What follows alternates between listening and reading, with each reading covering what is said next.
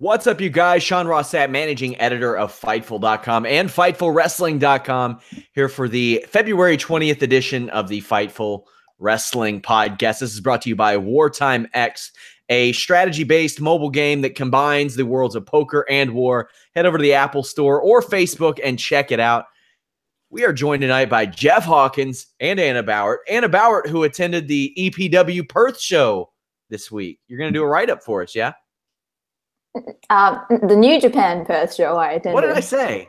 The EPW. I'm stupid. New Japan Perth show, yeah. Yeah. I'm incredibly sleep deprived at the moment. Does EPW stand for Extreme Pancake Wrestling? No. I should get on that. Style. I'm incredibly sleep deprived at the moment, and the review should hopefully be up tomorrow with a lot of nice pictures and videos, and it's currently sitting at 6 pages, so I've got a lot of editing to do. Very excited to hear about that. We do have a clip up on youtube.com/Fightful from New Japan. We get clips like this all the time. We've had them from Evolve, from WWC, NXT, WWE, all kinds of cool stuff. Jeff, you getting us anything from Long Beach? What are you doing? We lost Brian Rose. Can I have his press credentials then? You know what? I may see if I can do that. That's a good idea. Brian Rose left us to inject a lethal dose of poison into another website. So SmackDown Live tonight happened. But first off, I want to talk about this Monday night experience because it's not something that I get to hear from you guys. And it's a conversation that I had on Twitter where, you know, you're going to have a divide and stuff. But I thought that opening match, which lasted 2 hours, was awesome. I thought it told a great story. And after having Seth Rollins as a tag team guy for the last half a year, what more could you do as a company to establish him as a main eventer than what they did on Monday? Jeff, I would like your take on that about Seth Rollins and perhaps his immediate future. The Seth Rollins part was fine. I admired the attempt to do something different on Raw. I did, because I thought the interviews in the back were really, really good. The matches were very, very good. Don't get me wrong. But as I wrote at the time, I'm conflicted about it, because me being me and me liking logic and storylines, so to speak, the match had no consequences. And that bothered me watching this, that these 7 guys who are going to go in this match that could be a career ender in story and even not in story, because we've watched Elimination Chambers and cringed at times, you and I. It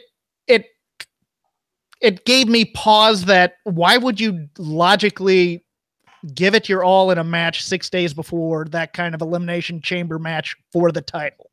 I think it could have consequence for Seth Rollins because he's so fixated on Monday Night Rollins and being that guy that it cost him his opportunity. But he's the only one it really helped. And I understood that part of the story and I liked it. And I think if they're setting that up for Roman later, I think that's also very, very good.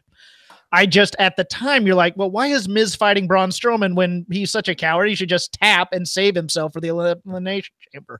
Those types of little flaws. I'm like, you know, if you have this giant title match that could get you to WrestleMania, good Lord, why would you wrestle this kind of match 6 days before? And that was my only problem with it. But other than that, I like out-of-the-box thinking. I don't mind long matches. My general note for all this week's main roster stuff is this was PWG WWE for the most part. It was matches in the ring with no real storytelling. So I thought the storytelling of Rollins was pretty great, but okay.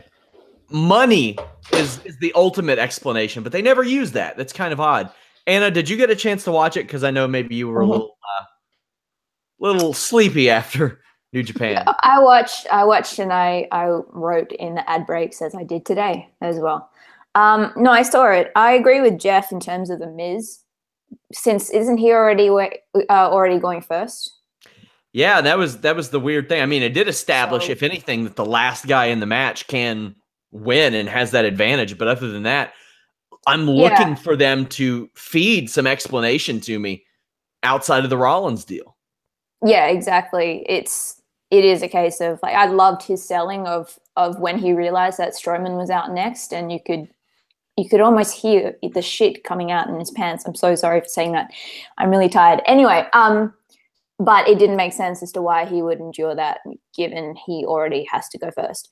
The Rollins thing, I loved what they did. It did make me think, okay, he's not winning it now, but we know why, and he is strong as hell, so it doesn't really matter. I saw what you were posting on Twitter, people's arguments about casual viewers getting bored and all that kind of stuff. I can see where they're coming from, but at the same time, I'm under the philosophy of if it's good enough, people will tune in. And in terms of not having a real storyline to go by, well, that's kind of been WWE's problem for the past little while anyway. So what difference does it make? My line of thinking was blanket statementing anyone and saying, oh, well, casual fans don't like that. What? What? I can't find 10 people that would agree on virtually anything as it pertains to entertainment. Like, I'll find some people that thought that Breaking Bad was a bad show. Like, you'll run into those people, even though I think it's one of the greatest of all time. You'll run into people that think that Big Bang Theory is the funniest show they've ever seen. I can't believe it. But there are some people who like that type of thing.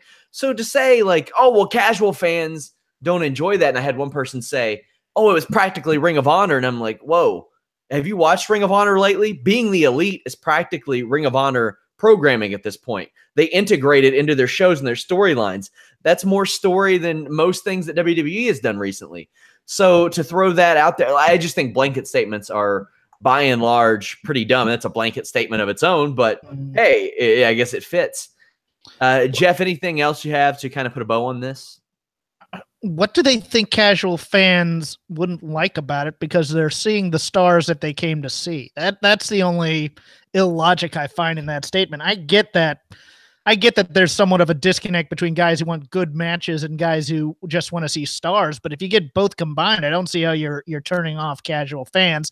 And you also have to start somewhere if you're going to retrain your audience to like certain things. There's this weird fetishization of the Attitude Era and what that provided. And I've said this before, like people are like, oh, well, the women drew the largest ratings back then. The internet wasn't as prevalent back then. If a teenage boy wanted to see a hot woman on TV, there's a chance they could tune into Monday Night Raw. Now they go, and there you go.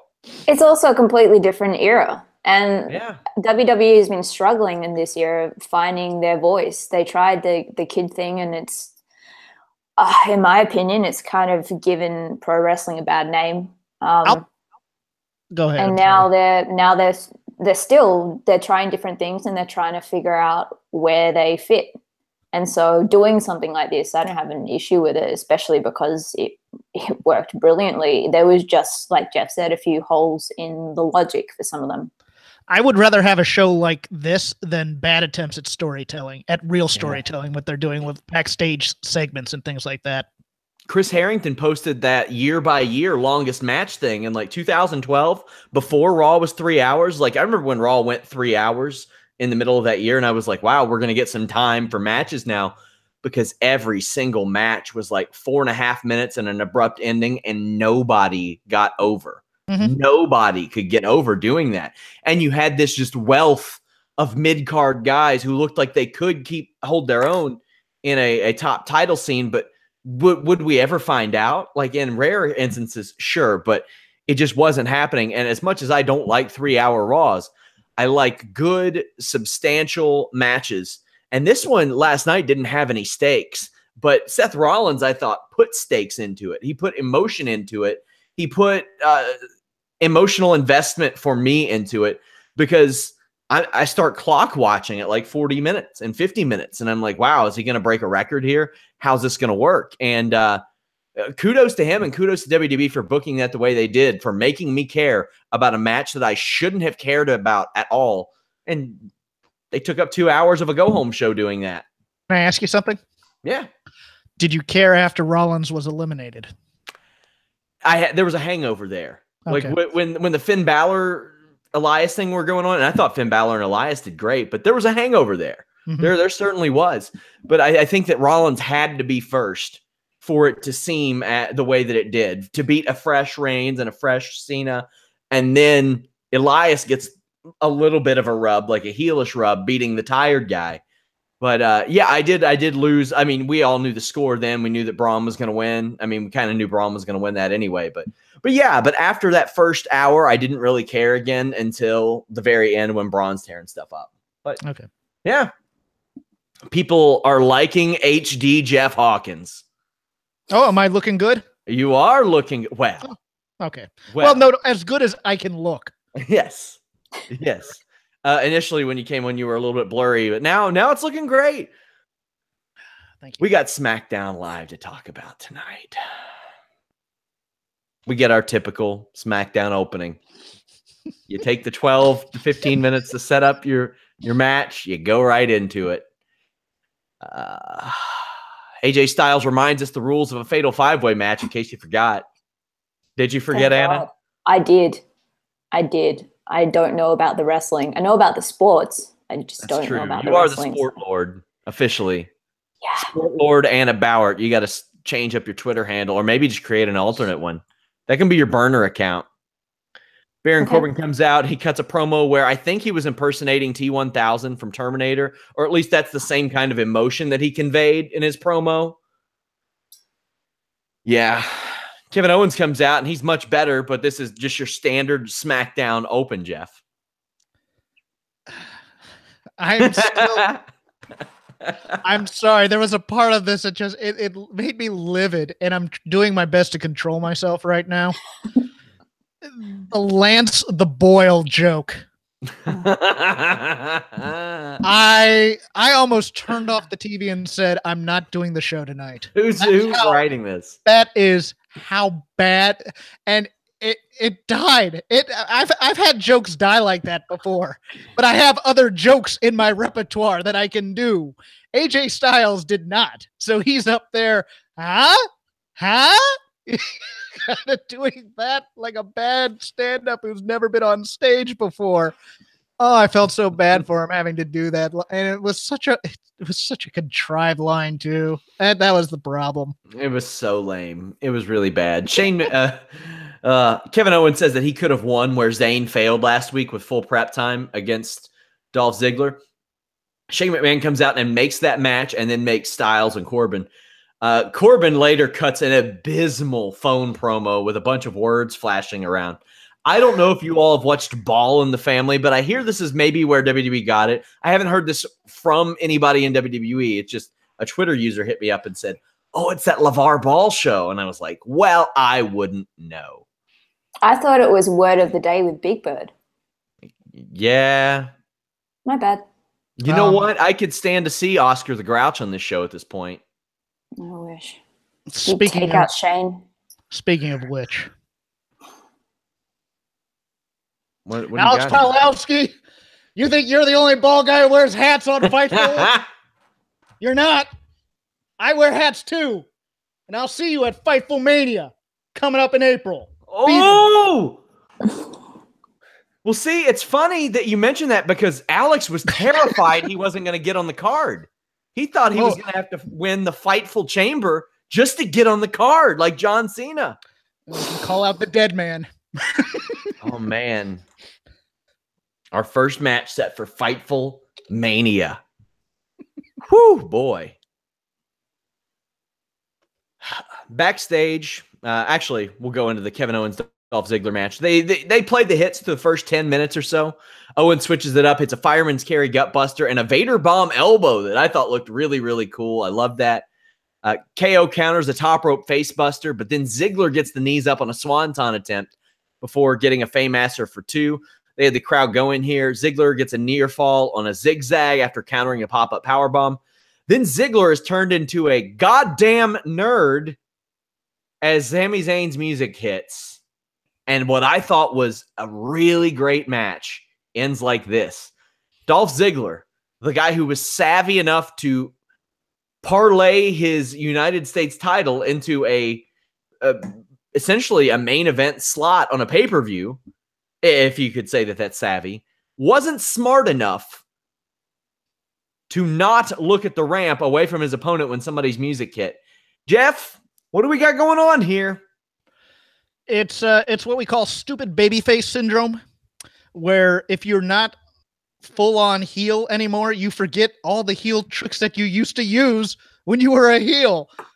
Oh, music? What? Where's that coming from? Clunk. You know, it's Becky Lynch used to suffer from this. Oh my God. For years, I wondered why, like in old wars, they had people playing music. It's obvious now.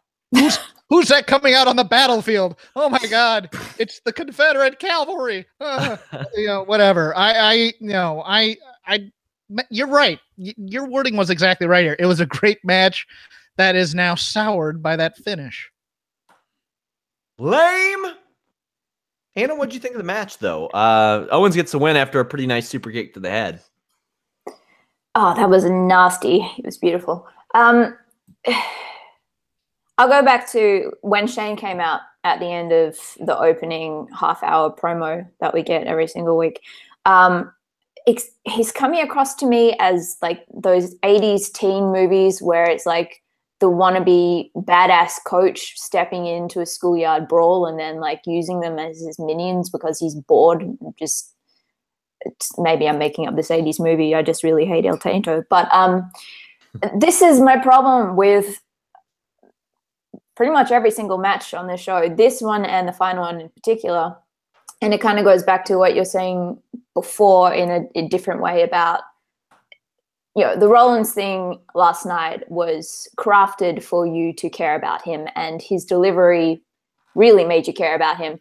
And this is the issue right now in SmackDown is majority of matches are set up by Shane because he can, and there are no stakes, and it's up to the guys to give it some kind of meaning. Corbin at the end of the show had AJ, I think, by the throat, like hanging him over the edge of the ring or the apron, and it's like, you cannot beat me or something like that. And like, okay, cool. Well, that's his reason to want to have this match and to want to kill AJ. That's him trying to insert some kind of logic and drive into this. But it's just the same thing over and over again. Why do I care? Why should, I mean, I know you guys are annoyed with the distraction finish and, back to my most ridiculous days, nerds against distractions, nads. But I didn't really care. Like, I was more on Sammy's side because, cool, we got Sammy coming out and the band's back together, apparently, for at least one show. It bemuses me as well because with the change-up in pay-per-views, now that they're going back to co-branded, I heard that the reasoning was because there is too long a gap in between pay-per-views for each brand to actually build to anything or something along those lines. But then you look at something like an average Walking Dead, for example. You have the mid-season final and you have the final, and it's about 11, 12 episodes apart either side. It's not like there is nothing happens in those 11 episodes to get to this one thing that then all of a sudden big explosions everywhere.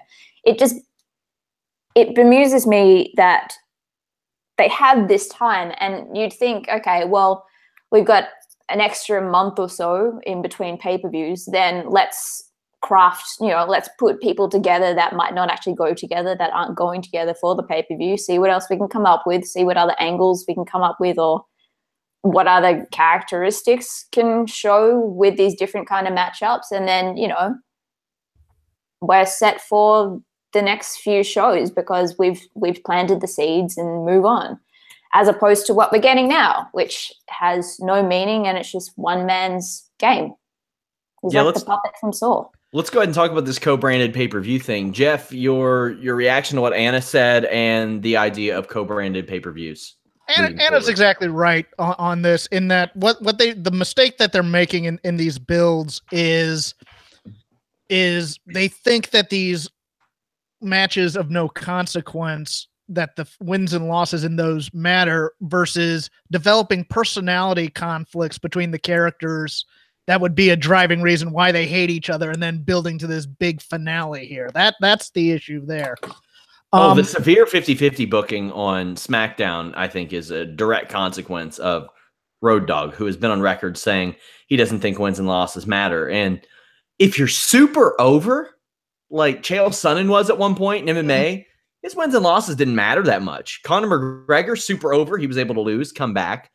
But, you know, if Joe Lozon wins and loses and wins and loses and wins and loses, you don't know who that is. And, you know, he might put on a good match or a good fight, but unless he reels off 10 in a row, his matches aren't going to be of much consequence. And that's what we run into here when you've got Ruby Riott win, lose, win, lose, win, lose. Okay. Oh, well, now she's competing for the championship. All right. Okay. I mean, the only motivation anybody seems to have is I'm going to beat you. And I like the money thing. I like all those things that could be folded in here, but you know what? We're not going to change that part of it. As for the co-branded pay-per-views, I get why it's good for marketing, because you'll automatically sell out most of these pay-per-views instantly without ever having to announce a match, because everybody's going to get all the stars.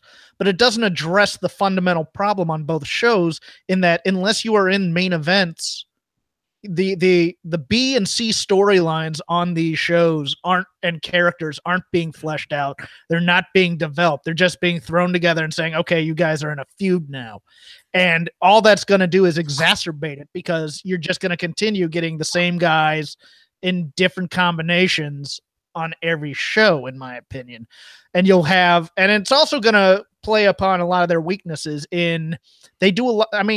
their crutch right now is multi-person, multi-team matches. That's their crutch right now. So you're going to get a lot more of those, I think, on these pay-per-views, because it's going to be a push to get all the stars on there at once. So I'm skeptical of this. I think it's going to eventually lead to a dissolution of the brand split in some ways. And when that happens, people lose their jobs, and I don't want to see that. Yeah, you're going to have a lot of people what's Ty Dillinger going to be doing for like 3 months? What's Ty Dillinger doing? Yeah. What has Carmella been doing for weeks? And Natalia, she's been in nothing. They just had her off TV because they're running the same shit. They've had now 9 6-person tag matches involving the women since Riott Squad and Absolution debut. Same old stuff. And I don't know what they're going to do. Will it make the pay-per-view quality better? I'm sure that I'll enjoy them better as far as match quality goes, but we'll see. I don't know if they're going to add time to it. I've asked WWE about that. They play it close to the vest so they can announce it themselves like a day after media asks them. So we'll see about that. But I mean, having 4 extra Sundays off a year, I'm not going to complain about that per se, but I wonder sometimes, and ultimately it is affecting their bottom dollar, but there's a lot of people right now that they don't do anything with. And right now, this SmackDown roster is real stale. I thought that this show reinforced that. I thought that the performance of people like Sarah Logan, really just made, I'm like, why? What is the decision making going into these call-ups? It's very clear that some of these people weren't ready or just aren't fits. And you got just a wealth of talent in NXT almost at all times. It never takes them more than a few months to just restock the cupboard there. And then it's like, man, somebody's, like I said, they're going to have to either get really, really creative, or they are going to risk creating a whole generation of independent stars with worldwide exposure that have been creatively stifled and, that are going to go out and maybe make a lot of money elsewhere. And maybe they don't care about that. Maybe they do. I mean, look at what Cody Rhodes is doing right now. And people can say that they like Cody Rhodes' stuff or not. The man is out there making a lot of money right now and doing some really creative, interesting stuff because he wasn't able to in WWE. Because if they would have capitalized on what he had and what he was, then maybe things would have went a little bit differently for him. And all this plays into the amount of screen time somebody gets. Go ahead, Anna. I put that as part of my review from New Japan. His match, it was a 3-way between Will Ospreay, him, and Robbie Eagles, was the match of the night. And Cody Rhodes leaving WWE was the best thing to happen to him, to happen to independent wrestling, and to happen for the fans. Because he is, with the prestige and the name that he has, and just the fact that he left the company just over a year ago and how far he's come in that amount of time, in-ring wise and personality wise, he has just changed the game. And my interest lies firmly in New Japan, Ring of Honor, Progress, as opposed to WWE, because that's where it's interesting. And now that was always, it was been like that for a while. But now if you have someone like Cody to head it all up, well, people know him. They know he's Dusty's son. Oh, let's see what Stardust is doing. And that's where the audience are going to go, hopefully, unless WWE get their shit together. Well, until it cuts into the bottom line, it's not going to matter. That to WWE. That's the issue. And look, I agree. Look, I mean, that's one of the reasons. Again, I watch a lot of '80s wrestling because the promos, they all relied on their own creativity to get themselves over for the most. Oh, if WWE didn't see the money that UFC was making hand over fist with Ronda Rousey, do we get a women's revolution? They saw that would impact their bottom line if they could make money off of competitive situations with women. And I think that's the true motivation behind a lot of that stuff. We'll talk more about this as it happens. Of course, we have an Elimination Chamber post-show podcast this Sunday evening. Good times. Good times. I guess we still have some of Smackdown to talk about, though. Yes. Allegedly. Jinder Mahal comes out, says that he has Bobby Roode's top 10 list. Whoo, boy. He voted for himself at number 1, which you are not supposed to do, and he left Randy Orton off. Bobby Roode comes out and gets thoroughly trolled by Jinder Mahal. Like, in storyline, Bobby Roode was #gotten to by Jinder. Roode goes off on Jinder. Randy Orton comes out, and they attack Mahal, but Randy Orton is slick and tries to RKO Roode. Instead, he eats an Impaler DDT, a glorious DDT, rather. Jinder hits the Colossus on Roode. Backstage, Shane McMahon and Daniel Bryan argue about the United States title picture. Daniel Bryan wants to make Jinder versus Roode, but Shane McMahon wants to make Orton versus Roode. Shane McMahon wins out after Daniel Bryan says, well, why did you even hire me? Anna, your thoughts on this segment? Well, the good news is the Mean Girls storyline that they were doing with the female roster, they've now also catered towards a men's roster. Oh, he found Bobby Roode's burn book. Yeah. And like prom queen territory, how dare he vote himself number 1, and how dare he leave off Randy Orton? Like, yeah. So that happened. And then I decided not to pay attention. I looked up, and Jinder and Junda were standing in the ring, and everyone else was down. And then we got the thing with El Tainto and Daniel Bryan. And then I don't want to give away any spoilers because Cabin in the Woods is one of the greatest movies ever. But for people who've seen it, it's essentially Bradley Whitford. That's them. And that's what this is now. This is now a show where top 10 lists, that's what matters. They're fighting over popularity amongst themselves. That was completely constructed by the company. By the way, I just saw a GIF of Buddy Murphy on 205 Live, and that man is in psychotic shape, like unbelievable shape. Jeff, I don't know if you even want to break down this segment, but you can have at it if you so choose. Look, we all know that there's only one number 1 in the nation. That's the University of Virginia Cavaliers, baby. Did you make that shirt? No. I bought it. Oh boy. You all make a shirt for when you're number 1 in the country, huh? Well, it's been since 19. Let me put it this way: in basketball, it's been since '82. In football, it's been since 1990. I get that you have your community college that you call University of Kentucky that lets anybody in for 1 year that can play great basketball. Hell yeah. Nerd school here. Nerd school has to take what he can get. Well, I might get a shirt that says 2013 vacated championship Louisville Cardinals. Am I right? Sport Lord, what do you think of this situation?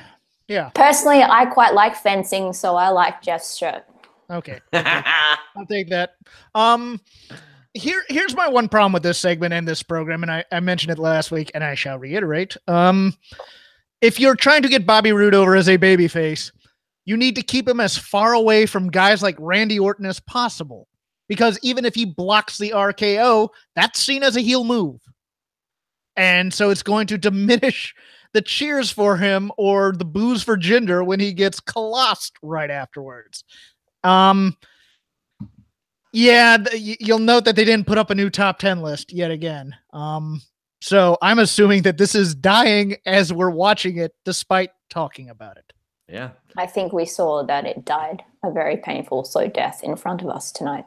In one positive note from Jinder, I spoke to a couple people backstage at SmackDown today, and they actually put Jinder over, who had worked through a shoulder and labrum injury while he was champion, because he recognized the gravity of his situation and didn't want to waste it. And he's still been on like house shows and everything while he's healed up from that.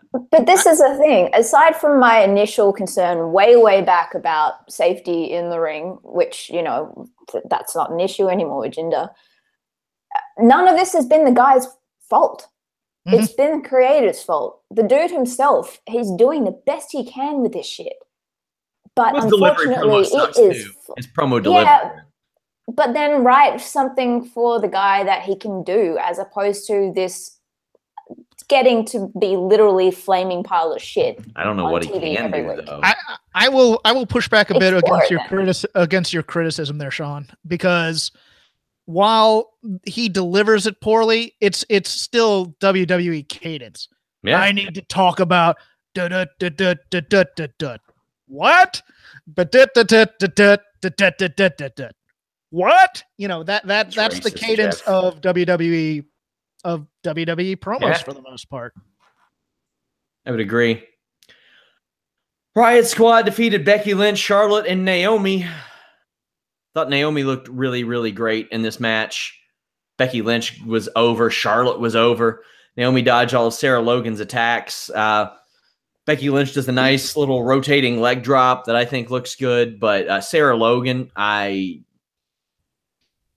man, was she bad. I didn't like her. I don't know why. She is working the lion's share of these matches, and she ain't ready for it. She's not ready for this.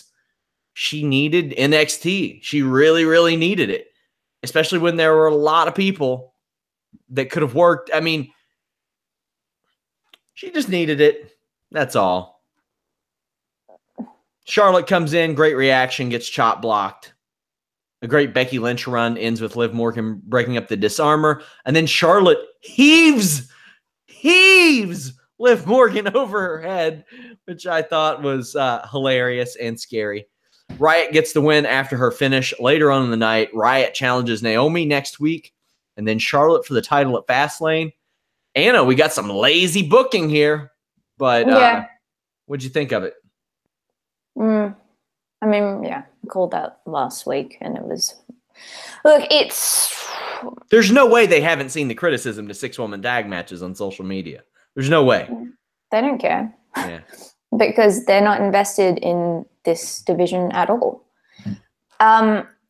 In terms of what bugged me about this match, and, you know, they look like they were having a blast, which is great, but they have tried to set it up as if it's getting to the point of boiling over, almost blood feud territory. But, you know, these Charlotte, Naomi, and Becky have real issues against these women, especially Charlotte and Becky and Naomi, who these women supposedly hurt and took out for a while.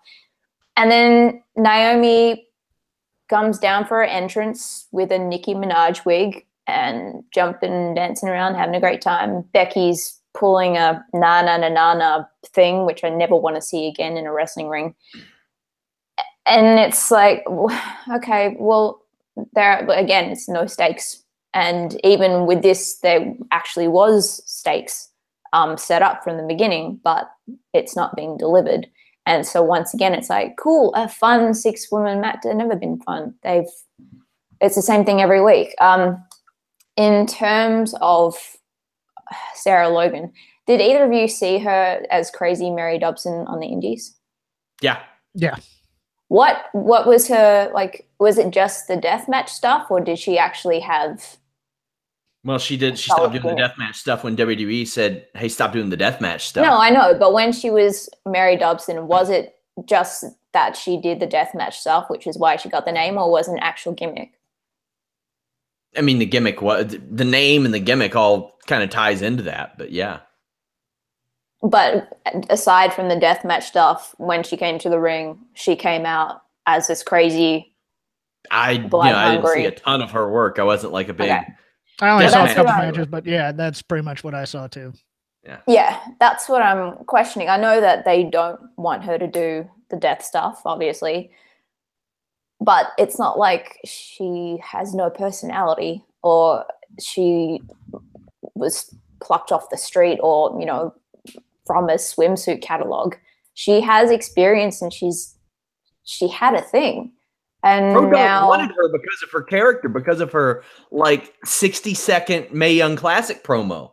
He looked at her and said, that's somebody I want. He said it publicly. And what is she now? Why not let her do that without the death match? It's possible. You can still get across Jimmy Havoc or Drew Parker without seeing them in a death match. We know what they're about and the way that they hold themselves, the way they speak, the way that they fight, even without, you know, staplers and pins and barbed wire and all that kind of crap. That's my thing. Why didn't you just use somebody else if you were going to have her be so nondescript and generic and basic? Like, that's someone who has that, like, you know how WWE loved to give people occupations and all that stuff and like little ready-made gimmicks. She has the Hunter gimmick there. You brought up Liv Morgan. Somebody's already working that gimmick on the same brand. Really, all you got, Ruby Riott's is probably the best of the three, and she's all right. She's whatever. Obviously, the one that they think the most of. But Jeff, anything? Go ahead. Sorry. You'd think once they realized that they created the two identical factions on either brand, that they go, oh shit, we need to change stuff up. Okay, what can these women do? And they haven't. I guess it goes back to the same thing of they don't care. And a lot of times when they find one thing that works, they run it into the ground so much. Like Fashion Files. They ran it into the ground to the point to where now Breezango aren't on TV anymore. Like, okay. All right. Jeff, anything to add to this? I thought Bayley and Sasha looked real good in this match. Oh, no. That was last night's 6-woman tag. I'm a little easier on I almost called her Crazy Mary Dobson, Sarah Logan than you are here, but it's obvious there are some chemistry issues here.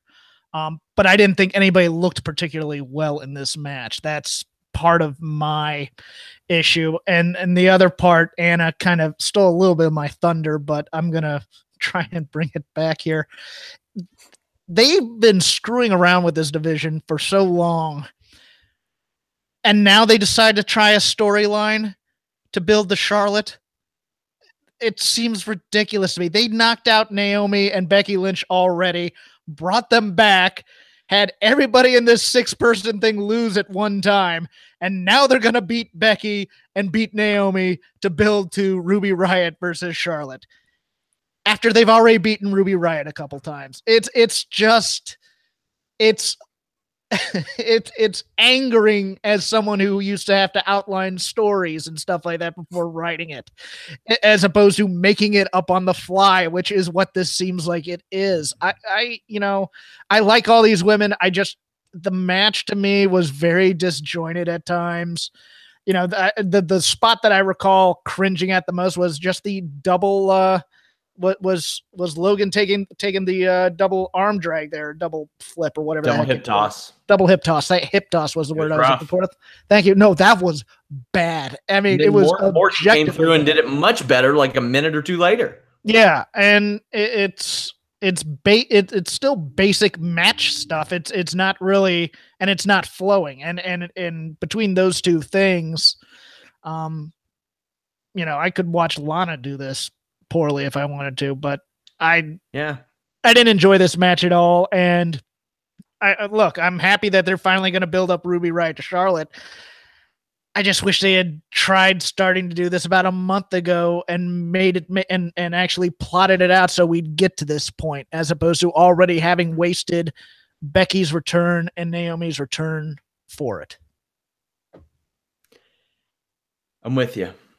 There's so much potential in a Sarah Logan from a character standpoint, and when they have those just softballs thrown at them, WWE, like, hey, here you go. Here's somebody who's got this ready-made character, i.e. a Bray Wyatt. Like, they swing and they miss. Top contender match, New Day versus Training Day. New Day win. This is kind of short. Have some good chemistry, especially Gable and Big E. I just want to see these guys wrestle a good 15-minute one-on-one match, especially when Gable hit that awesome belly-to-belly on Big E. Wow, that was incredible.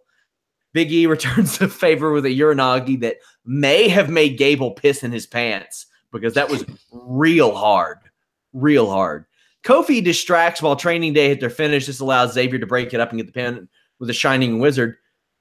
Gable and Benjamin keep getting screwed. Like, they have a legitimate qualm. Where does this go? And what do you think of the match, Jeff?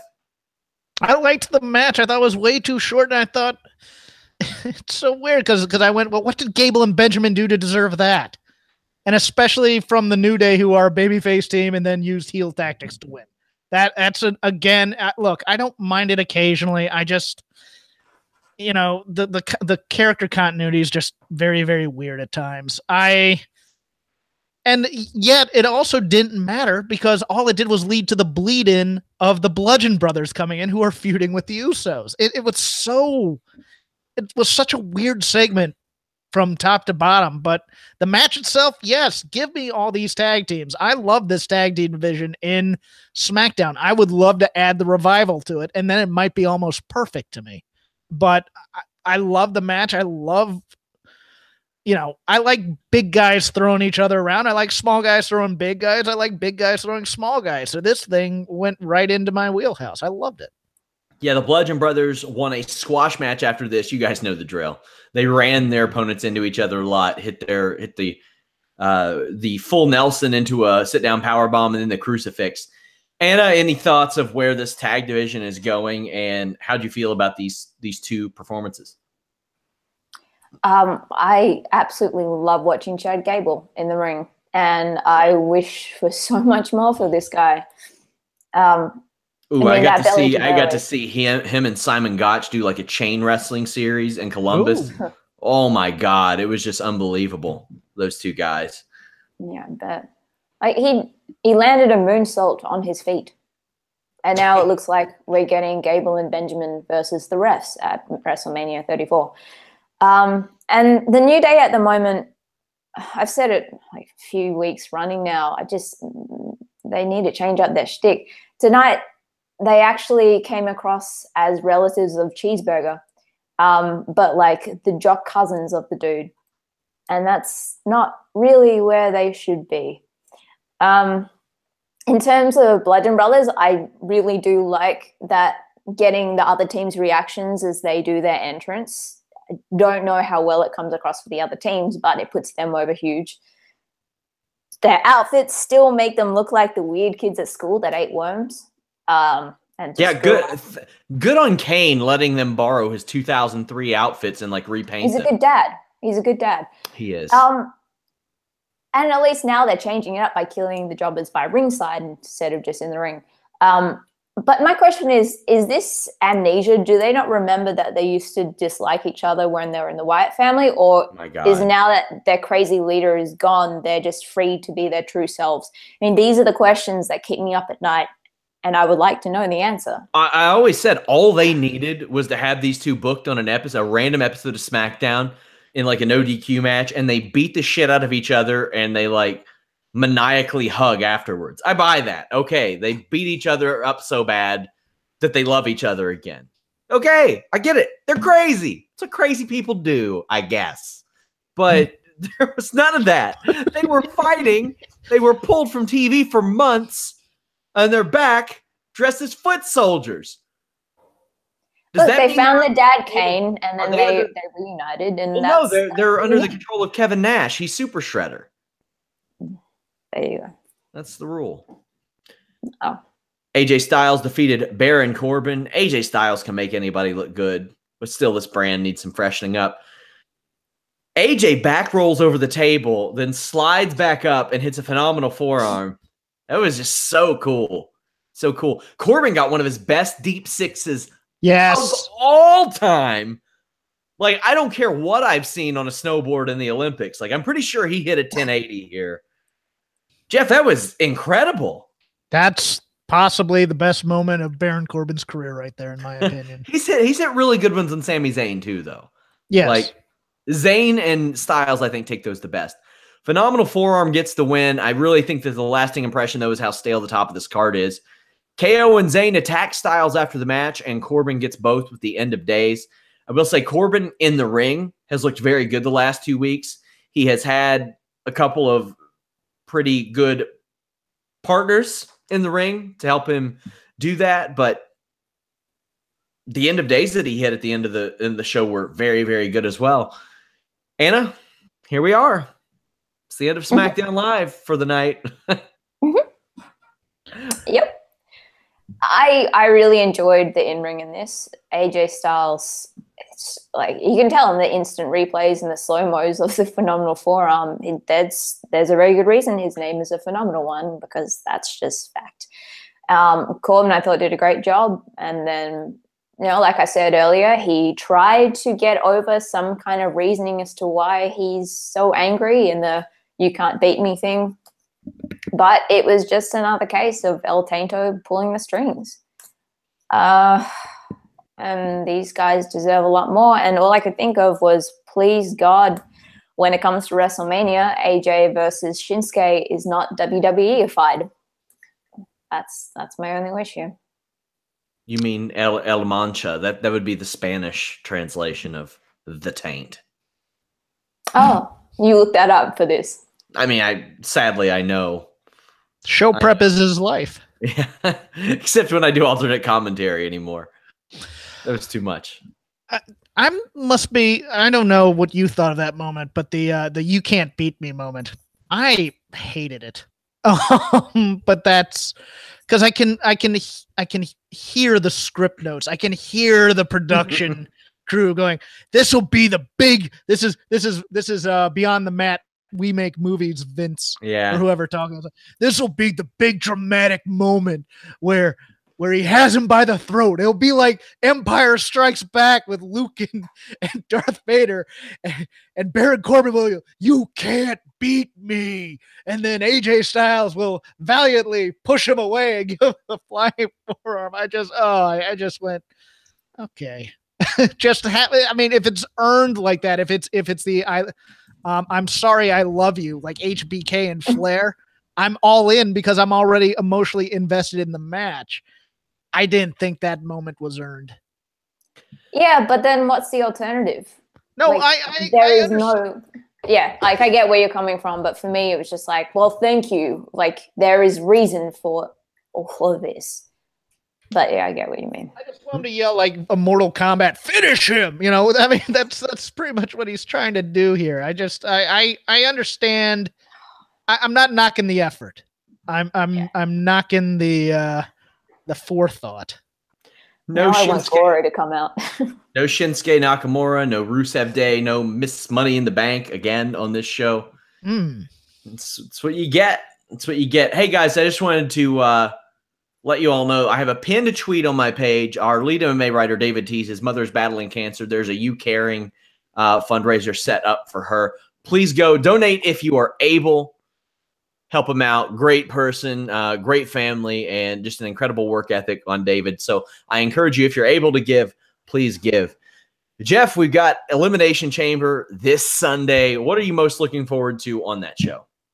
I'm looking forward to the women's Elimination Chamber. I really am. I'm a fanboy of the women's division. I'm a fanboy of the horsewomen. And when you get these historic kinds of matches and they're allowed to actually, complete them as Anna and I railed against the finish of that first Money in the Bank match. They pull out all stops, and I think Sasha Banks may die. That's, I mean, she loves to go all out, and that's my fear. She's going to go through a pot or something and break herself in half, and God knows I don't want to see that. But I am excited for them. I'm excited for this opportunity for the women to get these kinds of matches, and I think it's going to be a good match. How about you, Anna? Yeah, I agree. The chamber matches in general, I'm just fearful that with the women's one in particular, it's going to be overshadowed once again. Well, they're going to try and overshadow it with the contract signing. To be perfectly honest, and I know that, you know, casual fans may differ, I don't give a shit about Ronda Rousey's contract signing. I don't. I want to see. I do, and I think that may be what I'm most looking forward to, because I want to see if they kind of tie in that talking point of her overshadowing the other women and see if they make a storyline out of it. I hope they do. It's ready-made. It's right there, ready to be knocked out of the park. But will they? I don't know. What are the chances? Because Rob and I have had this argument on our show. I still think that there is a chance that she gets a negative reaction. Oh, there's a very good chance. Because, well, okay, my other co-host disagrees. He thinks 100% or 98% it's going to be a positive reaction for her because it's Vegas, it's the fight capital, et cetera, et cetera. And I said, that's a good point. These aren't fight fans, though. These are WWE fans. So, you know, I think entertainment fans, goddammit. I think it's going to be overall positive, but it's not 50-50, but I think it's 60-40 in terms of positive or negative. That's, you know, I think it's a wild card right now, just because they haven't really positioned her yet. If they set it up right, if they actually do address the whole overshadowing thing and intend to make her a heel initially, then okay, I'm for that. That's a storyline for the women, and cool. I don't think that I don't know. Raw has been stepping up its game recently, so maybe they do have it in them. I just don't have the confidence that they will. Hopefully this is a gift instead of a chore. And if you need a gift idea, head over to livingsharp.com. Maybe you need a TP dog bed. Maybe you need a chemist spice rack. Maybe you need a hot dog toaster. If you don't have a gift idea, head over to livingsharp.com, because there's something on there that if you give it to somebody, it will at the very least be a conversation piece. livingsharp.com. They have bunk bed hammocks over there, guys. I want one of those. I do too. And I'm going to go to livingsharp.com to get it. Jeff, what do you got going on this week? Well, this week on Shake Them Ropes, we're going to go over Raw, SmackDown, the Elimination Chamber, the revived 205 Live, and NXT. Apollo Crews loses his last name. We're going to go over co-branded pay-per-views. We're going to go over everything WWE, so be there. Anna, I know you're doing some writing for us this week. You got us some good footage. What else do you have going on? Where do I begin? More work for EPW. We're getting ready for our first Aberdeen Hotel game of the year, which is March 11th. And then April 18 after that is our Progress versus EPW show, which when we were handing out flyers after New Japan, I did offer some to Will Ospreay and Jay White, and they were very nice. And you know, in accepting the flyers, a bit confused as to why I'd asked them, and they had to kind of clarify, like, you know, I'm not going to be here, right? I'm like, yeah, I know, just take it. But they were very nice about it. So you should all check that out. Over on Fightful.com, we have a Fightful Books It mini podcast where I look at Drew McIntyre and possibly a main event or a main roster character for him. Myself, Alex, Jeff did the Fightful alternate commentary podcast covering the Extreme Elimination Chamber. That's over there as well. Aaron Hayden, who you all know from the Spare Room, he does that feature, great feature on Fightful.com. He was at Raw last night and talked about the breakout. It's weird to say, but a breakout performance from Seth Rollins from about 10 feet away. He's got that. We have got a ton of exclusives, including a former UFC fighter this weekend who told James Lynch that her gimmick in wrestling would be the clam. Yeah. Got that Fightful Wrestling Weekly on Friday, about 1,000 words worth of little exclusives here and there. Of course, the list and your boy tomorrow. Jimmy's teasing like these big surprises on Wednesday. I don't know what's going on. Had a bunch of guests on the Holy Smokes MMA podcast. I'm doing a show after that as well. I am doing post Ring of Honor, post New Japan shows as well. So keep your eyes on that. I'll be doing one after the Impact pay-per-view later this month or in 2 months. The Ring of Honor streaming service has launched, so we'll be doing more and more Ring of Honor content and streams, things like that. Head over to Fightful.com. We had a story, Jeff, on Brian Cage's yummy and good-looking penis per Melissa Santos. Your thoughts? I have thoughts, but I'll broadcast them after we go off the air. Somebody on Reddit was like, this is news. And I was like, you know what? If you cannot have a little bit of fun when you're covering people fake fighting in their underpants, what are you even doing? Plus, there was no confirmation that his penis was yummy and or good looking before Melissa Santos cleared the air. Let's just get that out there. Sean Ross Sapp on Twitter, Anna Bauert on Twitter, Crap Game 13 on Twitter, Fightful Online on Twitter, Fightful.com online. Until next time, guys, visit our friends at livingsharp.com. Download the Wartime X mobile game. We are out.